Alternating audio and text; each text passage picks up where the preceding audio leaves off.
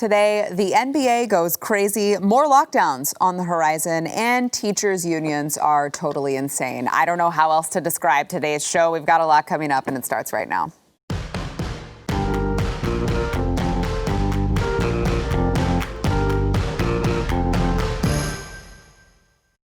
Welcome to the news and why it matters. I am Sarah Gonzalez, today joined by BlazeTV contributor Eric July, back in the building, ready to go.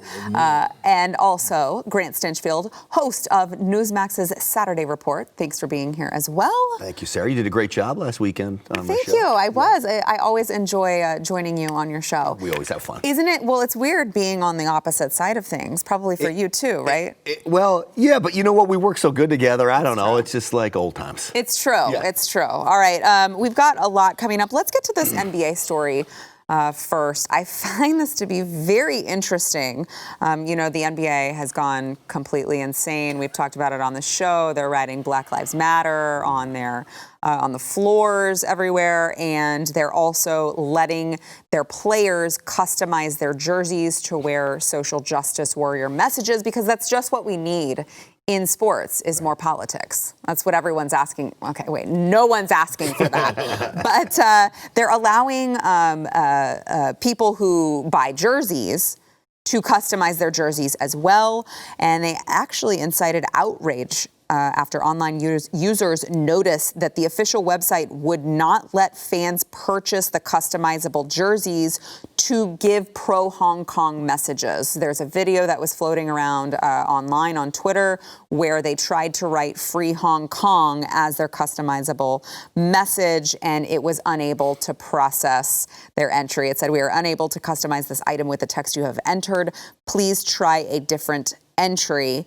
But don't worry, they did allow in their system fans to purchase jerseys with the following phrases: F Hong Kong, abolish cops, sneaky Jews, cancel Israel, Pence is gay, and Trump has AIDS.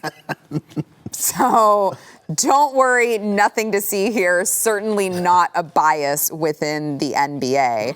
Also, kill cops. You can write "kill cops." What about Hillary for prison? No? I'm not sure. I'm not sure if their algorithm has Barack that is a yet. loser? Yeah, I don't know. Maybe. So they now, okay, so when the Blaze reached out to the NBA, they released the statement: the phrase "Free Hong Kong" was inadvertently prohibited. Inadvertently, you guys. It was just a total and complete accident. Of course. Inadvertently prohibited on all our league's online store sites and has now been fixed.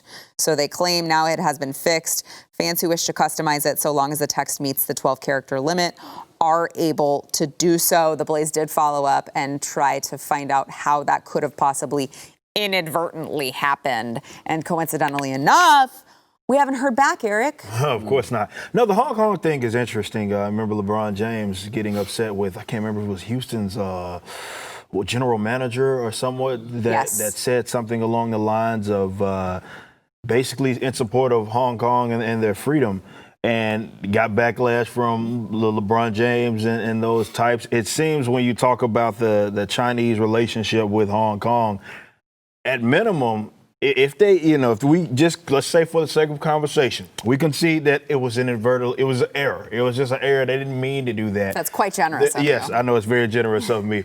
And I'm always a generous person. But no, if we just conceded that was the case and we moved on to the other things that have existed, when we look at how they kind of teeter-totter around this Hong Kong Chinese thing, even though they're so big advocates of social justice. Again, going back to the Houston general manager, if I'm not mistaken, and how much backlash. And it was such an odd thing because he didn't say anything that should have been remotely controversial. It was just along the lines like they should be free. Right. It was fairly basic, and he got a lot of backlash. It's almost as if, and this is what I picked up from that the NBA had maybe said something to the players, maybe even obviously to the leadership, the general managers, to not say something along those lines, like as in like they're specifically acknowledging that you can't say anything. And we know that they have a big time relationship with China. They go out there, they play.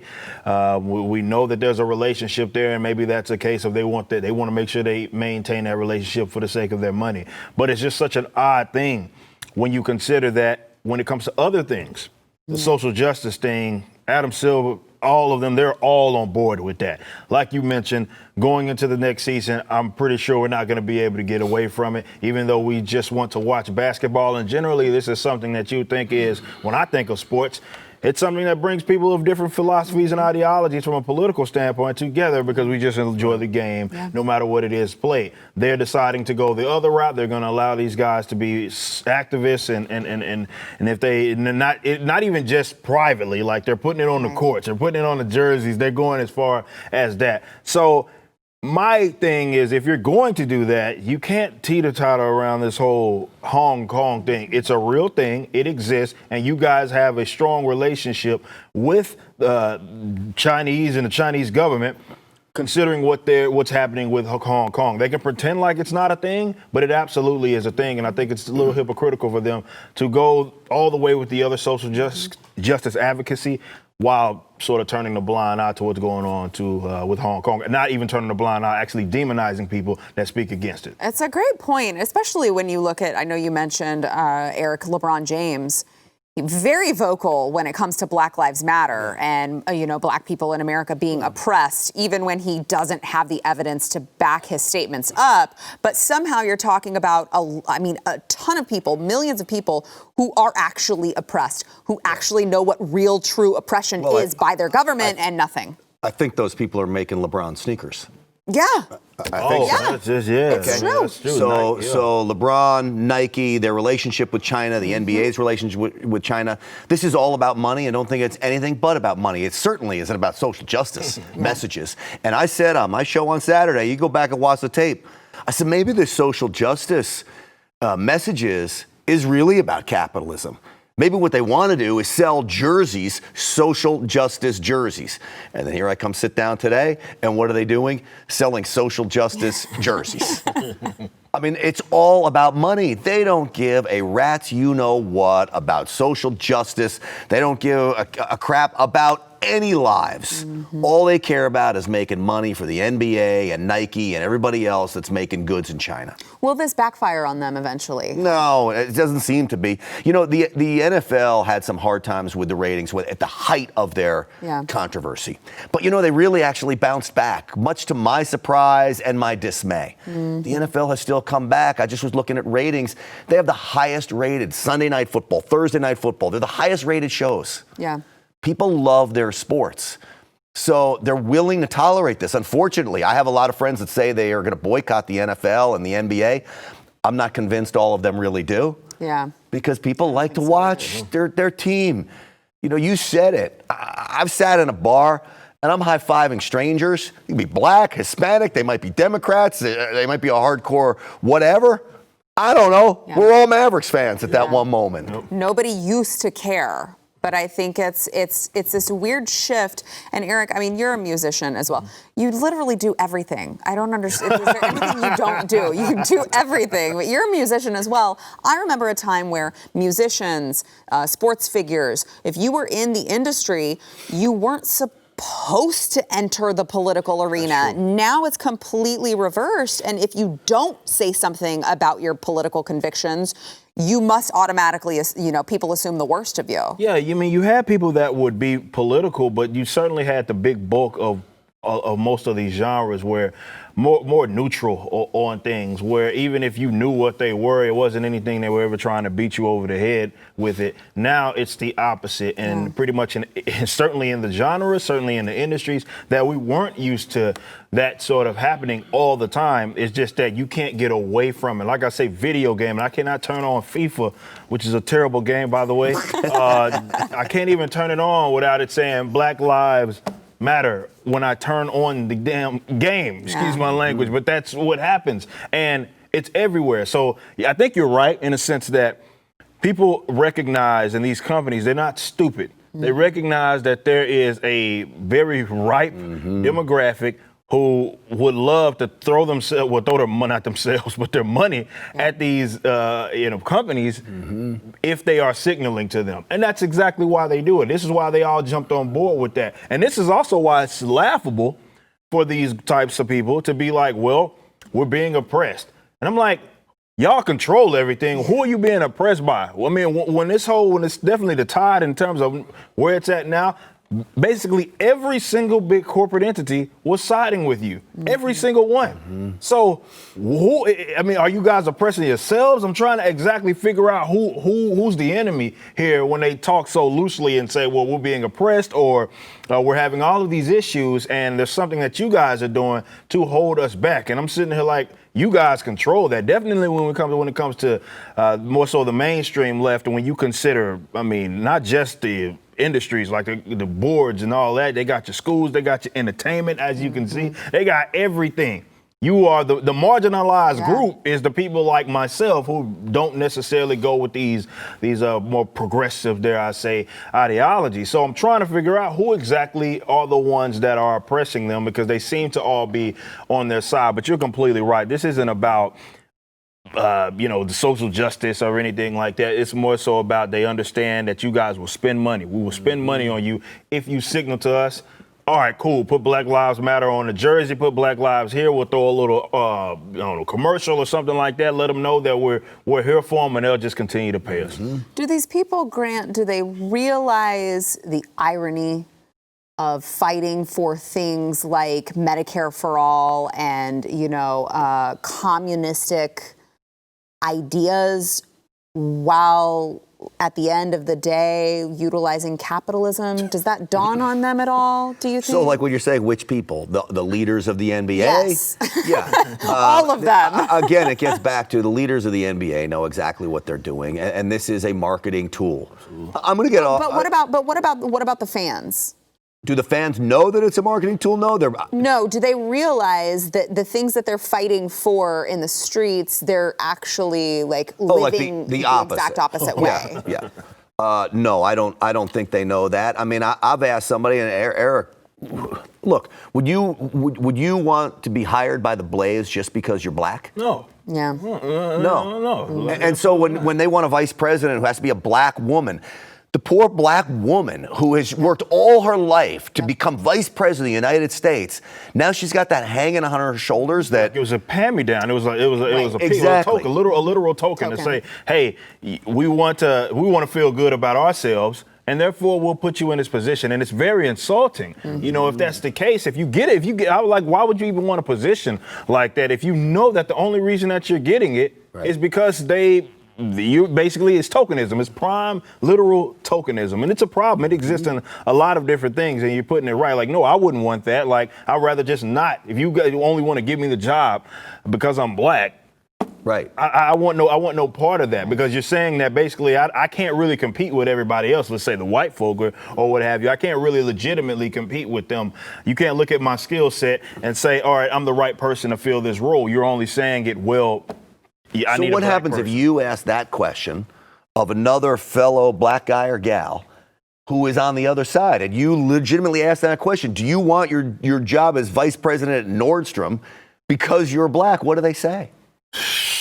I guess they see, and that's a good question, because what happens is, and this is why I've said on this show why I would never support, I've taken a different angle as far as why I would never support like groups like Black Lives Matter, because they aren't liberating. They're not individualist, more philosophies or anything like that. I look for, when I talk about like literal black liberation, I'm talking about putting the power into the hands of the individual, or into just having them be able to power themselves. What's more so happening with a lot of these movements is that it's begging to be accepted, begging to be acknowledged. And that's where the guys that are the higher ups realize that there's something that they can play on that to benefit themselves, be it in money or other things. Me, I don't want any part of that. I would rather create my own, get out there and be great. And this is something that I preach to other black folks and so forth, because I think that is more liberating than just sitting here saying, hey, Mr. White Man, give me access to your resources. And a lot of people, unfortunately, would accept, even knowing if it's pure tokenism, because they think that they're old and they have sort of centered their messaging around that, that, hey, you only can get here unless we move your world for you. And it's one of the most insulting things. Yeah. The entitlement is there for sure. All right, we've got more coming up. First, we want to thank our sponsor this segment, iTarget Pro. So if 2020 has reminded us of anything, it's the importance of self-reliance. We've had COVID happen. We've seen the civil unrest. People are burning down buildings, for God's sake, to go steal some shoes. You don't know what is going to strike in your neighborhood at any particular given moment. And by the way, there's all these calls to defund the police, which is happening in a lot of major cities. So I'd say right now it's pretty important to be properly trained if you're a gun owner. And by the way, if you're not a gun owner, you need to be right now. There's a reason why gun sales are hitting record highs. You need to get a gun and protect yourself. iTarget Pro is one of the best ways to dry fire train with your gun at home. They have an app that you can download to your phone, and they have what is called a laser bullet, and it is as cool as it sounds. It is safe. It'll save you a ton of money. So you're saving money not only on ammunition, but you're also saving money on going to the range. Range fees can get expensive. Ammunition can get expensive. And by the way, I don't even know if your ranges are open where you're at. There are so many things that are closed down. You want to make sure that you can train at home, all right? And as an added bonus, you're not shooting holes through your walls or your couch. So your spouse will thank you for that. But dry firing is one of the best ways to learn your gun. It helps with target reaction speed, trigger function, and more. You really learn the pull of your gun. So right now is the time to stay sharp with your firearm. We don't know what's going to happen. There's a lot of crazy stuff going on in the world. iTarget Pro will pay for itself just in what you're going to save in ammunition and range fees. Right now, you can get 10% off plus free shipping if you use offer code NEWS. You got to go to itargetpro.com. That is itargetpro.com. Save 10% right now and free shipping if you use offer code NEWS. Houston's mayor wants another lockdown. Guys, I think that there may be some more lockdowns on the horizon. I know yesterday, Eric, you were on the show and we discussed California and how they are shutting down again. At the time, it was breaking news, and Eric brought it up over the commercial break and really pissed me off. and then we had to talk about it because he was like, oh, look, California's shutting down again. And I was like, shut up. We have to talk about that. So now Houston, the mayor of Houston, wants the city to fully lock down for another 2 weeks to slow down the increase. Now, hang with me. Eric's going to lose his. Now you're the one who's pissed off. To slow down the increase in new cases and hospitalizations, according to the Chronicle. In the Houston area, 646 people have reportedly died of COVID-19, if you believe the numbers that they give you. And the mayor said, let's look at the numbers, look at the data, see where things are, shut down, and then gradually move forward again. His spokesperson said, to be clear, the mayor would prefer the economy remain open, but the virus is currently spreading out of control in our community and hospitalizations are rising. We must join together as a community to stop the spread now. Of course, last week, the Republican Party of Texas filed a lawsuit against the mayor for shutting down its convention, which was scheduled to be in Houston. And even amidst all this, all I've read are, Texas Medical Center in Houston, the CEOs of that particular medical center saying, we can handle it. Yes, there may be an influx of hospitalizations, but there's nothing, no anything in this to suggest that we cannot handle the influx of hospitalizations. Grant, I want to go to you first. Do you think, is Texas prepared to handle another lockdown? Because I keep looking at Texas. Maybe Houston's different, but the people I know, they're like, no, we're not going to take this. There is not a city in America that is ready to handle another lockdown. We cannot afford this. And I will tell you that I don't think the people are going to stand for it. Now, what I have noticed, or when people feel nervous, they're starting to self-quarantine. Like even at my gym, I can tell people are nervous. It's really quiet there. There's no mandatory lockdown. Gyms are open, but it's really quiet. Sometimes the roads are really quiet in big cities like Houston, Dallas, and others. People can take care of themselves.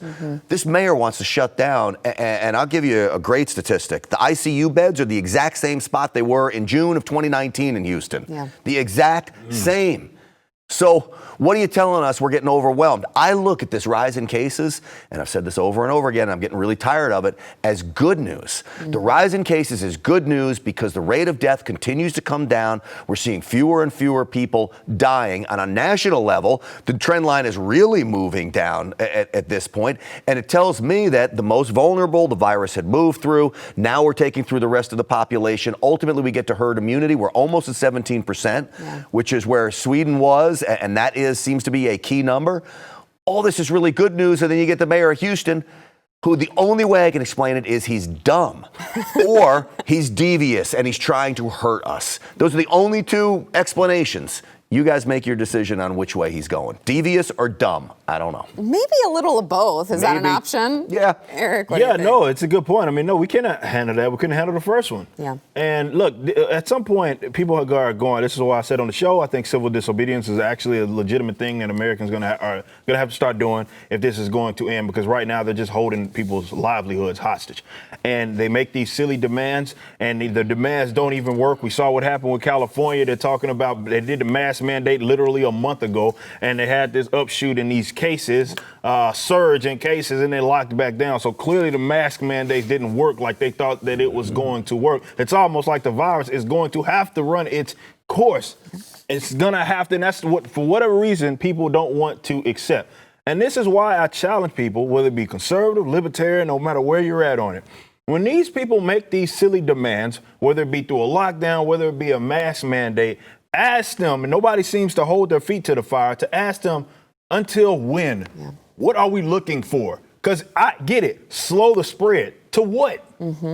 That seems to never be answered. I'm about to throw the cup like Jocko here, but that seems to never be answered. It's all completely arbitrary. It's like slow the spread. Like, what is the proper amount of spread? What is the proper percentage of death? What is the proper percentage of hospitalizations? They seem to not ever know that. It's just completely arbitrary, where depending on who's looking at the numbers, they say, well, these look alarming, so we're going to shut it down, or we're going to force you to wear a mask, or we're going to do whatever it is that they're going to do.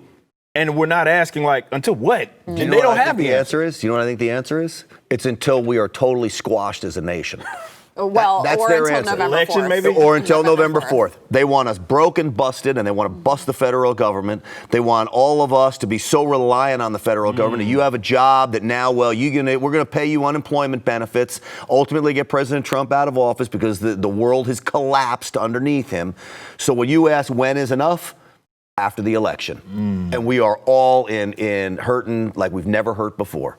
And that is devious. That's not dumb. That's true. That's devious. Yeah, because I think that what that does is that points to the dangers of, and this is where I've taken it, like the welfare statism. It's a dangerous thing because a lot of people, you mentioned unemployment, a lot of people are making more on unemployment. So they're incentivized, even if they don't even know or care if the virus is dangerous or not, it's more, they're incentivized to continue to perpetuate these like doomsday scenarios. Remember, this has a 90, if you consider the infected fatality rate, it has an over 99% survival rate. We're doing all of this for an over 99% survival rate. But no, like, I get it that you want to be cautious or you want to be careful, do whatever you think. But to act as if everybody must go into lockdown, treating every individual as if they are sick. That's basically what they're saying when they force you to wear a mask. They just assume that, hey, you're all sick. So if you don't want to get other people sick, you have to wear a mask. There's no proof of it. We don't know. And because we don't know, we're just going to make sure that you all are guilty and we're going to treat you like such. But the welfare statism incentivizes this behavior because nobody that is leeching off of said system, which is why statists love government dependency. They absolutely love it because they can get these sheep to do whatever it is that they want because they're funding them. Yeah. They're funding their bad behavior. It's like they're not working, they're not being productive. We're just going to keep giving you money. And what incentive do you have to say, well, stop?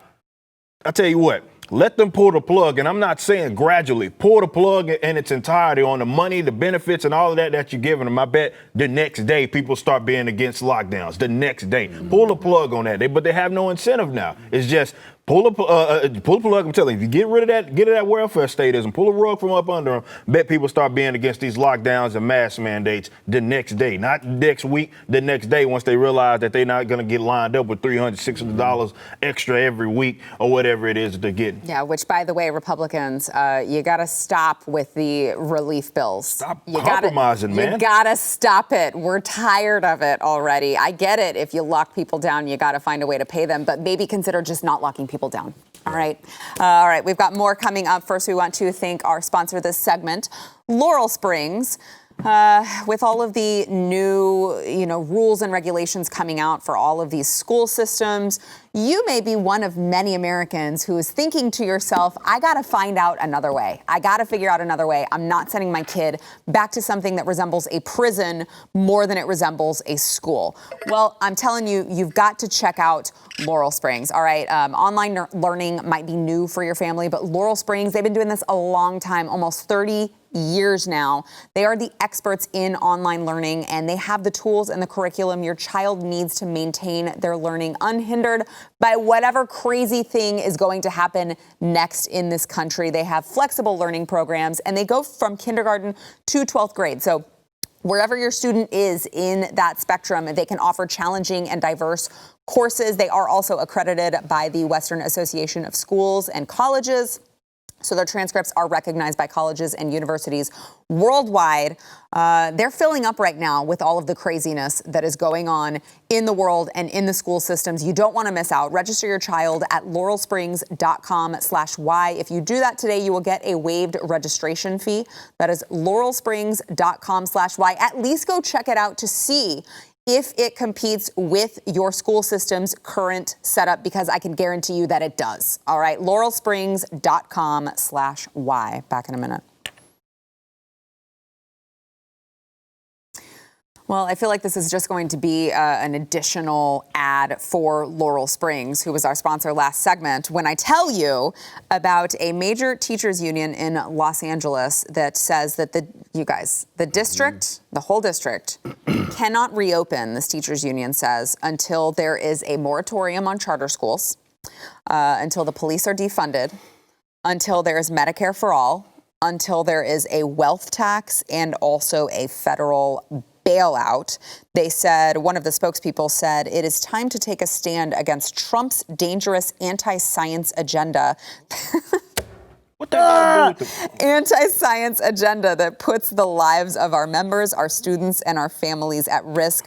We all want to physically open schools. Oh, I'm sure you do, sweetheart. And be back with our students, but lives hang in the balance. Safety has to be the priority. We need to get this right for our communities. And then they went on with the blah, blah, blah. But, it's interesting because I wonder what charter schools have to do with the safety of the children. If that's truly what it was about, the safety of everyone, why we'd be calling for a moratorium on charter schools and defunding the police. Eric, could you figure that one out? I'd have no idea where they're going with that, but I will say that this is a prime opportunity for people to wake up and understand that why these institutions need to be abolished. Not ended, not defunded, abolished. Public school systems in this country are rotten. And you want to know why you got these knuckleheads running around being the idiots that they are? It's because they're funneling through that system right there. Ooh, Mrs. Carter. I know the answer about the charter schools. Ooh. Am I dating myself on the John Travolta? Yeah, just a little bit. Look, this is all about competition. And the teachers do not want any competition. And the charter schools are doing it better than the public schools are doing it. And so they want that wiped out. You got to shut down the charter schools. And then explain to me why they want to defund the police and have a wealth tax when every solution to education was to throw money at the problem. Spend more, I think, in America per pupil than like anywhere else. Right. Hire more administrators to solve the problem. So they want to throw money at educational problems. But when you come to anything with police, you want to take money away. That makes no sense. Unless, again, we get back to the word of the day, seems to be devious. And that's what they're doing. They don't have our kids' best interests at heart. The number one reason why our children are failing today are teachers' unions. They have handcuffed many administrators. You can't fire good teachers anymore. In the state of Texas, you got to appeal it 6 ways to Sunday, go all the way to Austin to the Capitol before you can get a teacher fired. That is not going to be able to hold anybody accountable. And so who suffers? Our kids suffer. Kids, yeah. And a wealth tax, what is that about? The only school districts that are doing well right now are school districts that actually have people that are making money in it. And I hate to break the news to it. It's not because of great teachers. It's because of parental involvement. Moms and dads mandating that their kids do their homework. You could take the worst teachers, put them in the best school district, and that school district would still do great. Hate to break the news to all these teachers, and I'm tired about teachers need to get paid more. They get 2 months off for summer. They get every vacation. Basic economics. Don't get me started on that. Give me a break. No. Get off by 3 o'clock. I haven't been off at 3 o'clock in my life. No, they need to be abolished. No, seriously, I think it's an opportunity for us to have a conversation. You've seen people going through these unorthodox forms of teaching. I think the system, because everything is digitized these days, I think it's a little outdated. K through 12 in terms of how we do things, outdated. I think we can speed that up a lot more. But they're trying to hold your kids hostage as well. But the problem is how they're funded.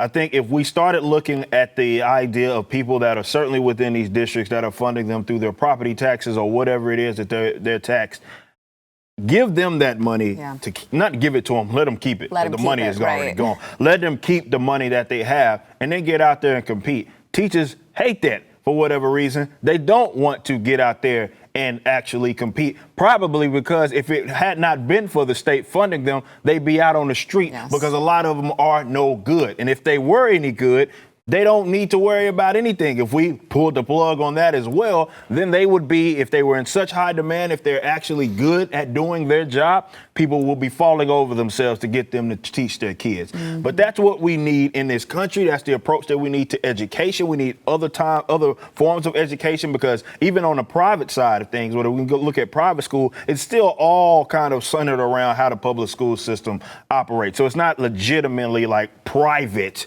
in the sense that we're out there competing, because they're completely, even though they may do better in some ways, they're still kind of outmanned and outgunned because of how the state is funding the actual public schools versus the private school being funded by people's dollars. So if we can get to a point where we can end that, let people keep their money, I bet we have a better school system. Grant, I'll give you last word on this before we go to break. I also take issue with the fact that this teachers union president actually has the audacity to say that President Trump has a dangerous anti-science agenda that puts the lives of their students and their families and their members at risk. Right. Well, this is, if you say it, the media will buy it because you're a liberal, and they'll eat it up, and whatever they say just happens to be true, right? And that's the mantra that they use, because if we say it, it must be true because the media will regurgitate it. We know it's all based in nonsense. This is all, again, a war against President Trump, but it's more than just a war against President Trump. It's a war against every single person who voted for President Trump, and they're taking it out on those people's children. And that's the audacity of all of this. Get this freaking science arguments out of it, wealth tax out of it, get all of this liberal hogwash out of it. And by the way, defunding police. What happened to all these mass shootings we were supposed to be having? Which, by the way, there were not a lot of mass shootings. They're just dramatic when they happen. Okay? Right. So what are they supposed to do now? I bet every one of those teachers unions, they're not going to allow the teachers to be armed. Which is what I want. I want a school where teachers volunteer to go through heavy training and they're armed. Because when a wolf comes into my kid's classroom, the only chance that kid has of survival, even if there's a cop down the hallway, is if that teacher is armed. And so what do they want? Now, no cops. Social workers, maybe. Social workers, that'll be woke great. police, remember? It's the woke police. Throw rocks at them. Throw rocks at them. That works too, apparently. Right. All right, we've got more coming up. Back in a minute. The woke police.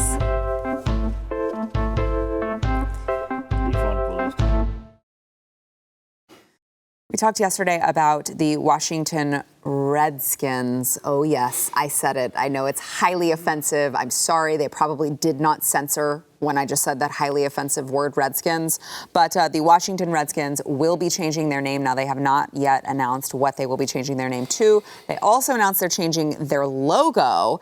And I'm sure white liberals everywhere are celebrating the name change. But you know who's not celebrating all of these Washington Redskins changes is the Native American family of the man who originally designed the team's logo. Yeah, in case we cared at all about how the Native Americans felt about all of this, white liberals. I know you want to speak for them because you think that you're so superior. These poor little Native Americans, they don't understand that they should be offended. So we're going to be offended for them.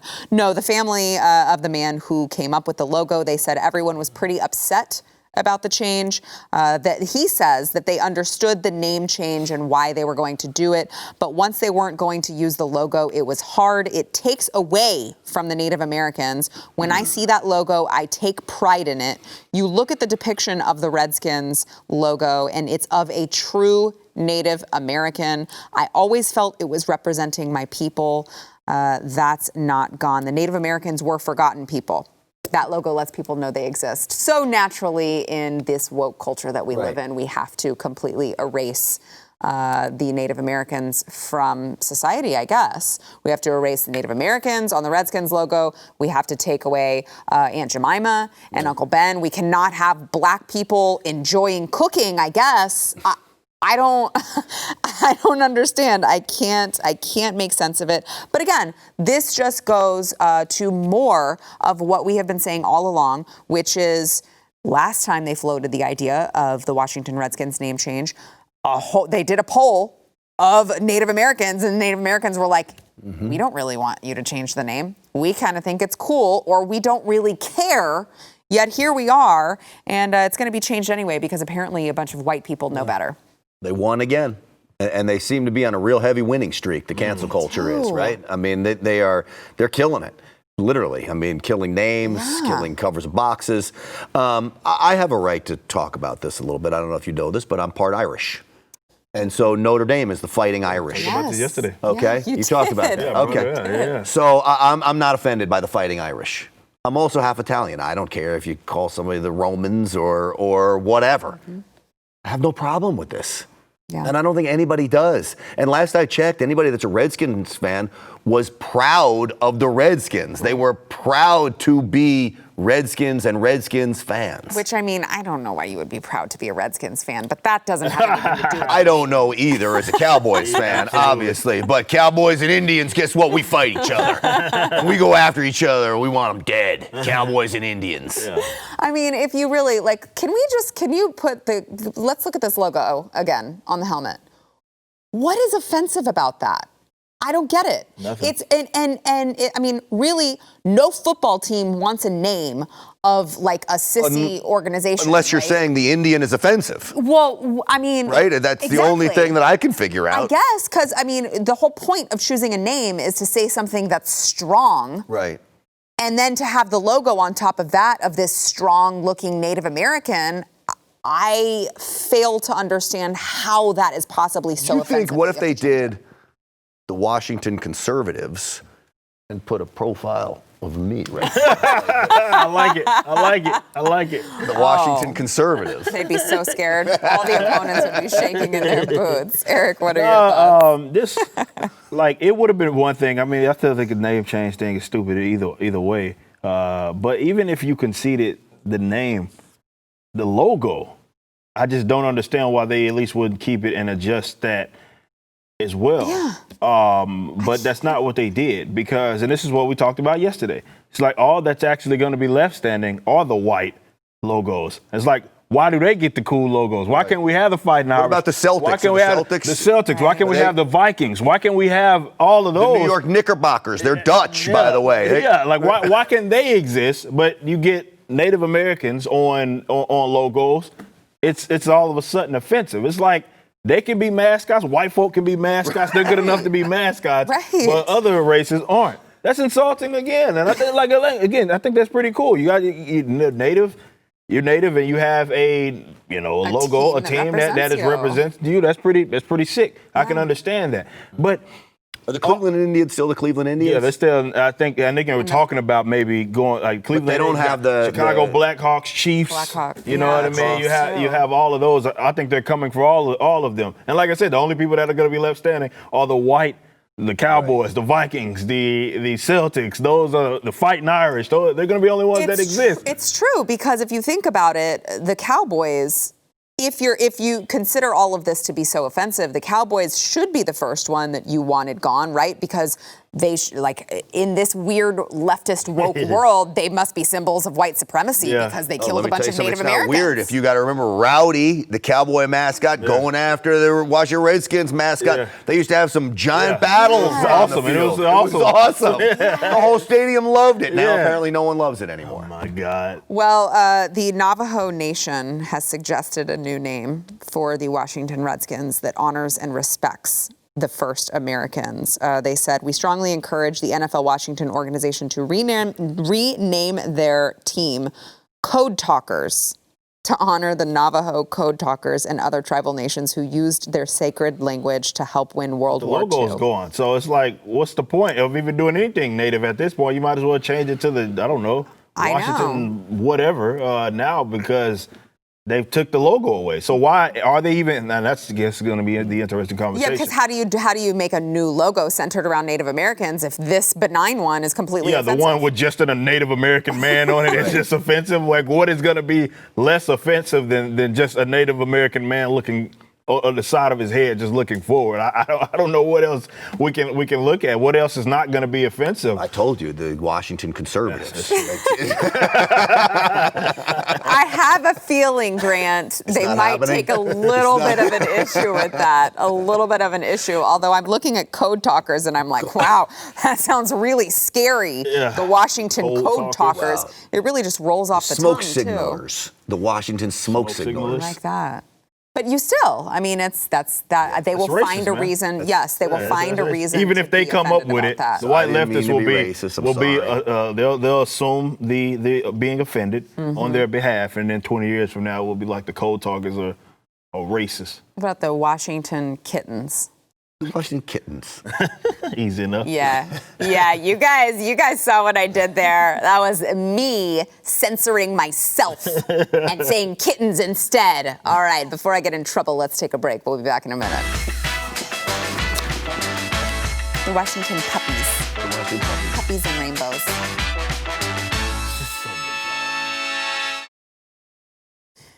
All right, yesterday's poll, you were asked to tell us which of these options you thought AOC was, best described AOC. I'm very disappointed.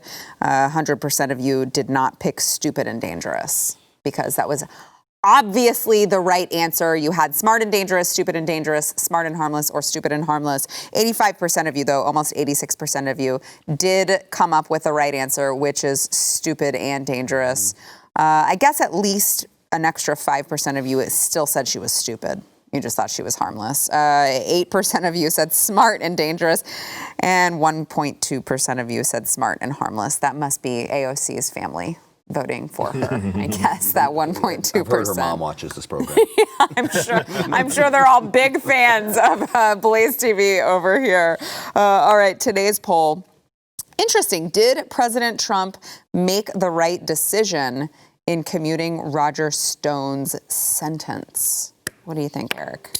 That's interesting. I don't know what exactly he did that was so criminal, but I thought that was what was going to happen. Right. At some capacity, or maybe even a pardon. I didn't know what was going to happen, but I figured that there was no way he was just going to be sitting up in there with Trump still being president. I didn't think that was going to happen. But he did it. So, I mean, I would lean towards, that's... It's hard though when you know you're going to have to defeat the optics, right, of the media hammering you for abusing your power. I'll give you a definitive answer on this. Okay. Yes, he did the right thing. Okay. Roger Stone was railroaded, like everyone associated with President Trump that had any connection to this Russian collusion, bogus hoax of a witch hunt. And so you had a jury foreman on that, not to replay the whole thing. You had a jury foreman that was a Democrat writing negative things about not just President Trump, but Roger Stone.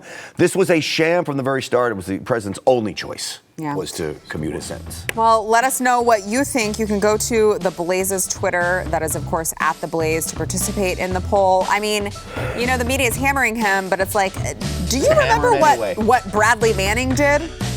And he got his sentence commuted. So I think we're good.